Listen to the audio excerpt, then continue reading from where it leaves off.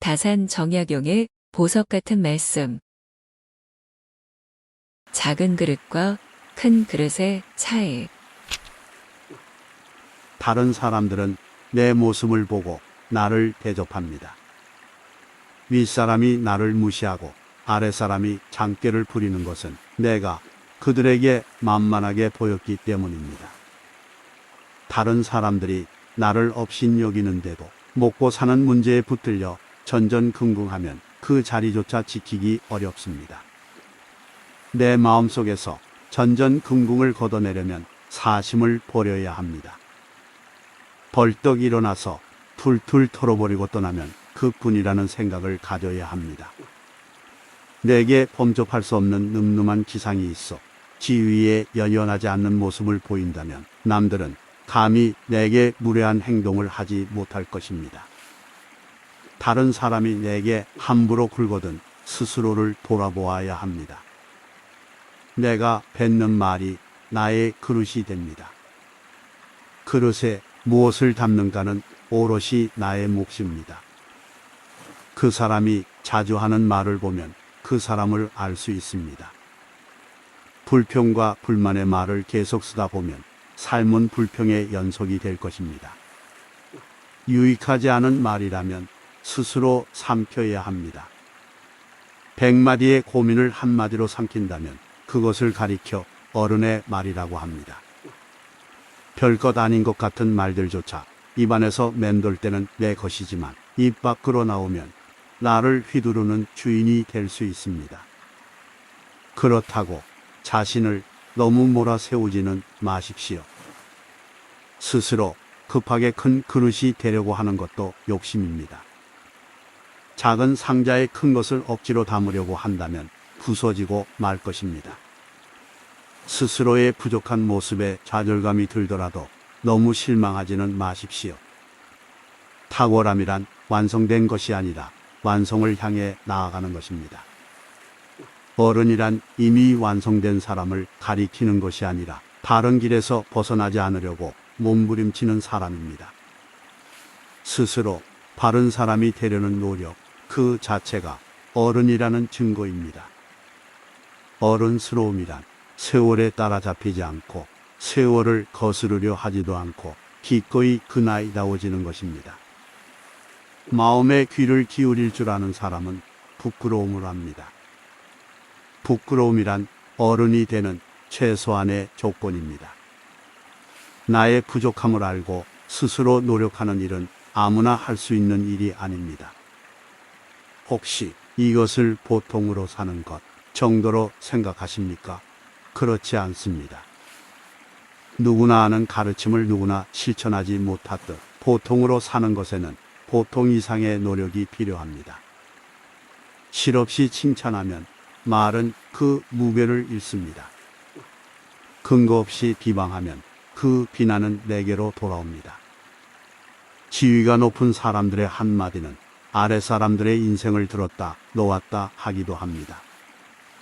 좋은 말들도 가려서 해야 하고 충고도 살펴서 해야 합니다.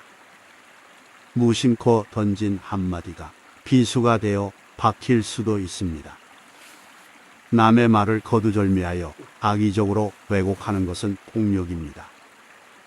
하지도 않은 말들로 구설수에 오르게 되고 전후 맥락 없이 영문도 모른 채 비난을 당하기도 합니다. 남의 잘못을 보게 되면 바르게 일러주고 따끔하게 일깨워서 함께 나아지는 것이 군자의 길입니다. 내가 잘못한 것도 없는데 다른 사람들이 이러쿵저러쿵 말하면 안절부절 못합니다. 내가 특별히 잘한 것도 없는데 다른 사람들이 칭찬하면 덩달아 우쭐 뗍니다. 문제는 항상 내 안에 있습니다. 일이 잘못된다면 스스로를 반성하고 남을 탓하지 말아야 합니다. 내 스스로 떳떳하다면 누가 뭐라 해도 굽히지 말고 밀고 나가야 합니다. 날마다 진보하여 큰 그릇이 되려면 호연한 기상을 길러야 합니다.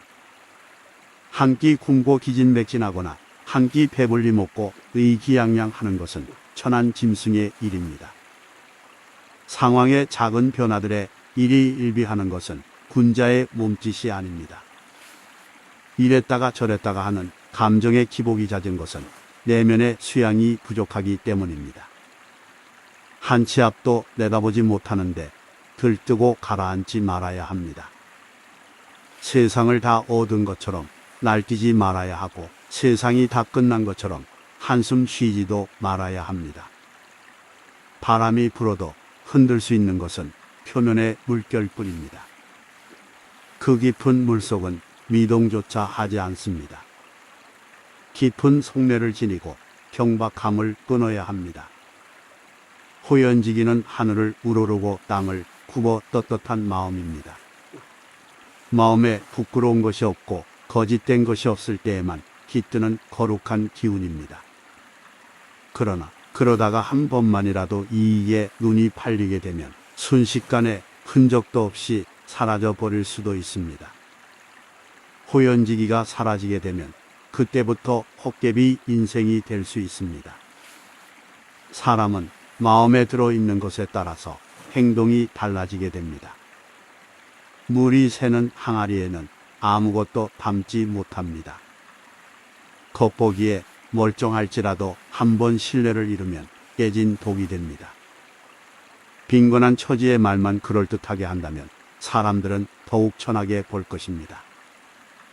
호연지기가 있어야 가슴이 쫙 펴지게 됩니다. 지혜로운 사람은 화복의 조짐을 미리 헤아려 눈앞의 희비에 연연하지 않습니다. 어리석은 사람들은 상황들에 매여 웃고 울고를 반복합니다. 즐거움은 모두 누리려고 들어서는 안 됩니다. 밤만 누려야 합니다. 괴로움으로 자신을 찢어버리는 행동도 하지 말아야 합니다. 상처가 깊을 것입니다. 슬픔은 기쁨이 될 수도 있고 즐거움은 괴로움으로 변하기도 합니다. 극단적으로 가버리면 뒷감당이 안 됩니다. 사람은 두 가지 감정을 잘 저울질해야 합니다. 비판과 비난을 구분해야 합니다. 칭찬과 아첨을 혼동해서는 안 됩니다. 미워도 인정해야 하는 것은 인정하고 좋아도 잘못된 것은 당당히 비판해야 합니다. 패거리를 만드는 것은 공부의 가장 으뜸가는 적입니다. 공정함을 잃게 되면 학문도 없게 되고 인간도 없게 됩니다. 편을 갈라서 말하고 덩달아 부하내동한다면 안 됩니다. 세상에서 나만 옳고 남드는 글은 이치는 없습니다. 다 좋기만 하고 무조건 나쁘기만 한 것은 없습니다. 대공지정의 마음을 길러야 합니다. 마음 공부를 하라고 하면 한가한 소리 한다고 빈정거립니다. 책을 읽으라고 하면 따분한 소리 좀 그만하라고 합니다. 온통 돈 벌 생각, 부자가 되어 떵떵거릴 생각뿐입니다. 결국 이런 것들은 죽어서 몸이 식어버리기도 전에 이름과 함께 잊힐 것입니다. 자식들은 그 재물을 두고 싸움만 할 것입니다. 세상을 살아가며 느끼는 보람은 그런 것들 속에 있지 않습니다. 속 안에 품고 있는 생각의 크기가 대인과 소인을 가릅니다. 개와 돼지들도 배가 부르면 기뻐합니다. 개와 돼지들도 별로 걱정하지 않고 살다가 갑니다. 근면함 속에 항심이 싹듭니다. 항심은 삶의 든든한 힘이 됩니다. 작은 상황 변화에 따라 마음이 흔들리지 않으려면 항심이 있어야 합니다. 각자의 본분을 알고 맡은 일에 충실한 것부터가 근면의 시작입니다. 지금 당장 해야 할 일과 미루어도 괜찮은 일을 분간할 줄 아는 것이 근면의 출발입니다. 이 판단을 잘못하면 아무리 열심히 노력해도 결과가 좋을 수 없습니다. 하지 말아야 하고 안 해도 되는 일은 열심히 하지 마십시오. 애를 쓰더라도 거둘 보람이 없을 것입니다. 하는 일 없이 빈둥거리지 말아야 합니다. 그것은 영혼에 독소를 넣는 일입니다. 사람은 감정의 동물인지라 늘 허물이 뒤따르게 됩니다. 하지만 허물이 있을 때 이를 돌이켜 미우치는지 없던 일로 덮어두는지에 따라 성인과 광인이 갈립니다. 성인이란 끊임없이 스스로를 돌이켜 반성하여 나날이 성장하는 사람입니다. 광인이란 자기 재주만 믿고 남 탓만 하며 투덜거리다가 제 풀에 지쳐 주저앉아 버리는 사람입니다. 성인의 길로 가겠습니까? 아니면 광인의 길로 가겠습니까? 미우침이란 그 한 단어 앞에 두 가지 갈린 길이 놓여 있습니다. 다산 정약용 선생은 마음이 떳떳하고 당당하면 호연지기가 생긴다고 했습니다. 또한 호연지기가 있는 사람들은 눈앞의 희비에 연연하지 않고 오직 항심을 가지고 하루하루 근면하게 살아간다고 했습니다. 이 단순한 이치가 왜 이토록 숭고한 진리처럼 들릴까요?